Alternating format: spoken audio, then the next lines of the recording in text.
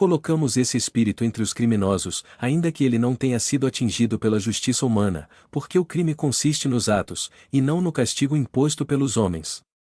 Dá-se o mesmo com o espírito a seguir. Um espírito consignado.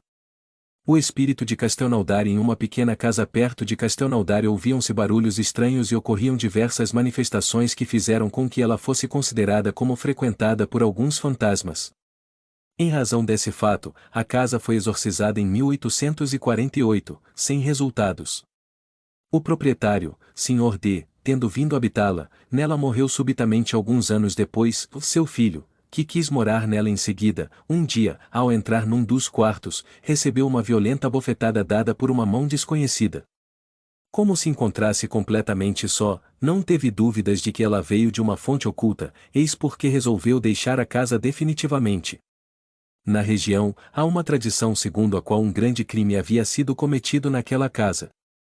O espírito que dera a bofetada foi evocado na Sociedade de Paris, em 1859, e manifestou-se com sinais de violência. Todos os esforços para acalmá-lo foram inúteis. São Luís, interrogado a esse respeito, respondeu: "Vê um espírito da pior espécie, um verdadeiro monstro. Nós o fizemos vir, mas não podemos convencê-lo a escrever. Apesar de tudo o que lhe foi dito, ele tem o seu livre-arbítrio e dele o infeliz tem feito um triste uso." P. Esse espírito é passível de se melhorar? R. Por que não? Todos não o são. Esse como os outros.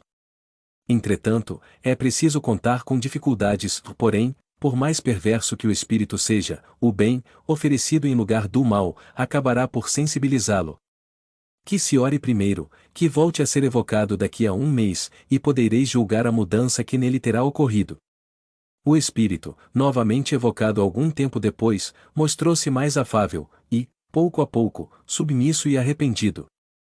Das explicações fornecidas por ele e por outros espíritos, chegou-se à conclusão de que em 1608 ele habitava aquela casa, onde havia assassinado seu irmão por suspeita de ciumenta rivalidade, ferindo-o na garganta enquanto ele dormia. Alguns anos depois, matou aquela a quem fizera a sua mulher, após a morte de seu irmão. Ele morreu em 1659, com a idade de 80 anos, sem haver sido perseguido por essas mortes, às quais se dava pouca atenção naqueles tempos de confusão. Desde a sua morte, ele não deixará de procurar fazer o mal e havia provocado vários acidentes ocorridos naquela casa. Um médium vidente, que assistiu à primeira evocação, o viu no momento em que se quis fazê-lo escrever. Ele sacudia fortemente o braço do médium, seu aspecto era horrível, estava vestido com uma camisa cheia de sangue e segurava um punhal. A São Luís, quereis nos descrever o gênero de suplício desse espírito? R. Para ele é atroz, pois foi condenado a permanecer na casa onde o crime foi cometido, sem poder dirigir seu pensamento a outra coisa que não seja o seu crime, sempre diante de seus olhos, e ele acredita que está condenado a essa tortura por toda a eternidade. Ele se vê constantemente no momento em que cometeu o crime, qualquer outra lembrança lhe foi retirada e toda comunicação com um outro espírito, proibida. Na terra ele só pode ficar nessa casa, se está no espaço, fica nas trevas e na solidão. 2. Haveria um meio de fazê-lo sair dessa casa? Qual seria? R. Se desejamos nos livrar de obsessões de semelhantes espíritos, isto é fácil orando-se por eles, é o que sempre se deixa de fazer. Prefere-se assustá-los com fórmulas de exorcismo que muitos divertem. 3. Dando às pessoas interessadas a ideia de orar por ele, e nós mesmos orando, o faríamos sair da casa? R. Sim, mas observai que eu disse orar, e não fazer orar. 4. Há 2 séculos que ele está nessa situação, esse espírito avalia esse tempo como se fosse vivo? Quer dizer, o tempo lhe parece tão longo ou menos longo do que quando estava vivo? R. Parece-lhe mais longo, o sono não existe para ele. 5. Foi-nos dito que para os espíritos o tempo não existe, e que, para eles, um século é um ponto na eternidade, então não ocorre o mesmo com todos os espíritos? R. Não, certamente. É assim apenas para os espíritos que chegaram a um grau muito elevado de adiantamento, ou mais, para os espíritos inferiores, o tempo é algumas vezes bem longo, principalmente quando eles sofrem. 6. De onde veio esse espírito antes da sua encarnação? R. Ele teve uma existência entre as populações mais ferozes e mais selvagens, e, precedentemente, veio de um planeta inferior à Terra. 7. Esse espírito é punido muito severamente pelo crime que cometeu. Se viveu entre populações bárbaras, deve ter cometido atos não menos atrozes que o último. Ele foi punido da mesma forma por causa deles? R.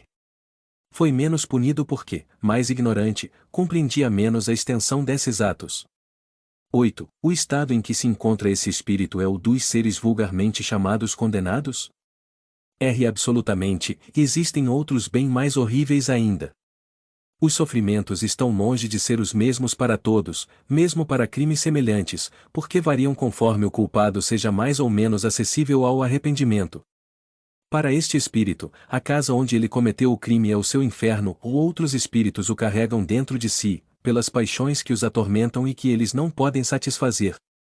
Com efeito, temos visto ávaros sofrerem com a visão do ouro, que para eles havia se tornado uma verdadeira quimera, orgulhosos, atormentados pelo ciúme das honras que viam conceder, e que não se endereçavam a eles, homens, que na terra haviam comandado, humilhados pelo poder invisível que os obriga a obedecer, e pela visão dos seus subordinados que não se curvam mais diante deles, até os sofrerem as angústias da incerteza, e se acharem em um isolamento absoluto no meio da imensidão, sem encontrar nenhum ser que pudesse esclarecê-los.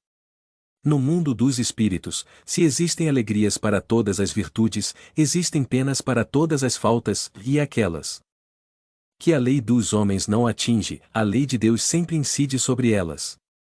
Além disso, deve-se observar que as mesmas faltas, ainda que cometidas em condições idênticas, são punidas por castigos algumas vezes muito diferentes, de acordo com o grau de adiantamento intelectual do espírito. Aos espíritos mais atrasados, e de uma natureza bruta como aquele de que estamos falando aqui, são aplicadas penas de alguma forma mais materiais que morais, enquanto que ocorre o contrário com aqueles cuja inteligência e sensibilidade são mais desenvolvidas. Aos primeiros é necessária a aplicação de castigos apropriados à sua rudeza, para fazê-los compreender o desprazer da sua situação e inspirar-lhes o desejo de sair dela. É assim que apenas a vergonha, por exemplo, que a eles causaria pouca ou nenhuma impressão, aos outros seria intolerável. Nesse código penal divino, a sabedoria, a bondade e a previdência de Deus com suas criaturas se revelam até nas mais pequenas coisas, tudo é proporcionado e combinado com uma admirável solicitude para facilitar aos culpados os meios de se reabilitarem, as mais pequenas boas aspirações de suas almas são levadas em consideração. Segundo o dogma das penas eternas, ao contrário, no inferno estão misturados os grandes e os pequenos culpados, os culpados de um dia e os 100 vezes reincidentes, os endurecidos e os arrependidos, tudo é calculado para mantê-los no fundo do abismo, nenhuma tábua de salvação lhes é oferecida, um só erro pode lançá-los no inferno para sempre, sem que seja levado em conta qualquer bem que ele tenha feito. De que lado se encontra a verdadeira justiça e a verdadeira bondade? 9. Esse espírito, apesar da sua inferioridade, é sensível aos bons efeitos da prece. Temos visto ocorrer o mesmo com outros espíritos igualmente perversos e da mais bruta natureza, e então, como pode ocorrer que espíritos mais esclarecidos, de uma inteligência mais desenvolvida, mostrem uma ausência completa de bons sentimentos, riam de tudo o que há de mais sagrado, enfim, que nada os sensibilize, e que neles não exista nenhuma interrupção no seu cinismo? R. A prece só tem efeito em favor do espírito que se arrepende, aquele que, levado pelo orgulho, se revolta contra Deus e persiste nos seus desregramentos, ainda os exagerando, como fazem os espíritos infelizes. Sobre esse a prece nada pode, e nada poderá a não ser no dia em que um indício de arrependimento manifestar-se nele. A ineficácia da prece, para eles, é ainda um castigo, porque ela alivia somente aqueles que não estão completamente endurecidos. 10. Quando se vê um espírito inacessível aos efeitos da prece, isso é uma razão para se deixar de orar por ele? R. Não, sem dúvida, porque cedo ou tarde ela poderá triunfar sobre o seu endurecimento e fazer com que nele germinem pensamentos salutares. O mesmo acontece com certas doenças sobre as quais os remédios só agem com o correr do tempo, o efeito não é apreciável no momento, ou em outras, ao contrário, eles agem prontamente. Se nos compenetrarmos desta verdade, todos os espíritos são suscetíveis de perfeição, e nenhum está eterno e fatalmente votado para o mal, compreenderemos que a prece, cedo ou tarde, terá o seu efeito, e que aquela prece que em princípio parece ser ineficaz não deixou de depositar, no espírito, germes salutares que o predispõem ao bem, se ela não o sensibilizar imediatamente. Portanto, seria um erro perdermos a coragem porque não se triunfa imediatamente. 11. Se esse espírito reencarnasse, em que categoria de indivíduos se encontraria? R. Isso dependerá dele e do arrependimento que sentir. Várias conversas que tivemos com esse espírito, nele produziram uma notável mudança em seu estado moral. Eis algumas de suas respostas às nossas perguntas. 12. Por que não pudestes escrever na primeira vez em que vos chamamos? R. Eu não queria. P. Por que não o queríeis? R. Ignorância e embrutecimento. 13. Agora podeis deixar a casa de Castelnaudari quando o desejais? R. Isso me é permitido, porque aproveito vossos bons conselhos. P. Sentis algum alívio? R. Começo a ter esperança. 14. Se pudéssemos vos ver, sob qual aparência vos veríamos? R. Em camisa, sem punhal. P. Por que não teríeis mais vosso punhal? Que fizeste dele? R. Eu o maldigo, ou Deus me poupa do desgosto de vê-lo. 15. Se o filho do Senhor D, se aquele que recebeu a bofetada, retornasse à casa, vós lhe faríeis mal? R. Não, porque estou arrependido. P. E se ele ainda quisesse vos desafiar? R.O. Não me pergunteis isso. Eu não poderia me dominar, estaria acima das minhas forças, e porque sou apenas um miserável.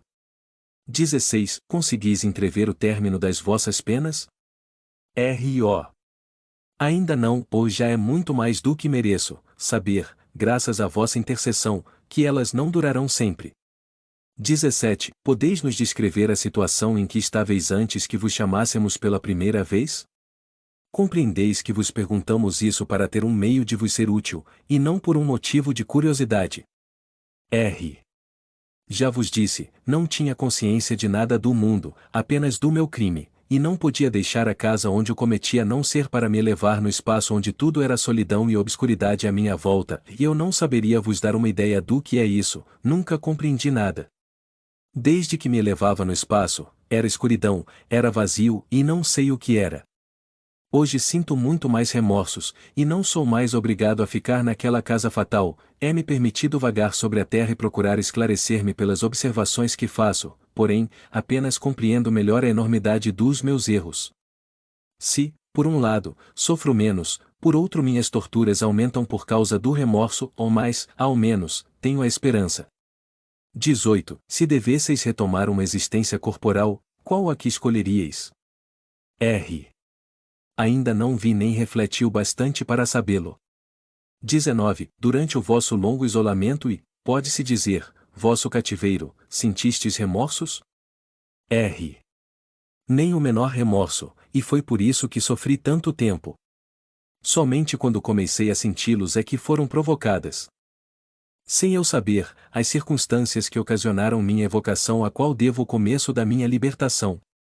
Obrigado, portanto, a vós que tivestes piedade de mim e me haveis esclarecido. Essa evocação não foi efeito do acaso, como tal fato devia ser útil a esse infeliz, os espíritos que por ele velavam, vendo que ele começava a compreender a enormidade de seus crimes, julgaram que havia chegado o momento de lhe darem uma ajuda eficaz, e foi então que provocaram as circunstâncias propícias. É um fato que temos visto acontecer muitas vezes. Pergunta-se, sobre esse assunto, o que aconteceria a esse espírito se ele não pudesse ter sido evocado, e o que será de todos os espíritos sofredores que não podem ser evocados ou daqueles em quem não se pensa? A isso foi respondido que os caminhos de Deus, para a salvação das suas criaturas, são inumeráveis, a evocação é um meio de assisti-los, mas não é, certamente, o único, e Deus não deixa nenhum deles no esquecimento. Aliás, as preces coletivas também devem exercer sua parte de influência sobre os espíritos acessíveis ao arrependimento. Deus não podia subordinar a sorte dos espíritos sofredores aos conhecimentos e à boa vontade dos homens. Desde que estes puderam estabelecer relações regulares com o mundo invisível, um dos primeiros resultados do Espiritismo foi ensinar aos homens os serviços que, com a ajuda dessas relações, podiam prestar aos seus irmãos desencarnados. Deus quis, por esse meio, provar-lhes a solidariedade que existe entre todos os seres do universo, e dar uma lei da natureza por base ao princípio da fraternidade. Abrindo esse campo novo ao exercício da caridade, Deus mostra o lado verdadeiramente útil e sério das evocações, desviadas do seu objetivo providencial pela ignorância e a superstição. Portanto, os espíritos sofredores em época alguma tiveram falta de ajuda, e se as evocações lhes abrem uma nova estrada de salvação, os encarnados com isso ganham talvez ainda mais, pois que as evocações são para eles novas ocasiões de fazer o bem, instruindo-se sobre o verdadeiro estado da vida futura.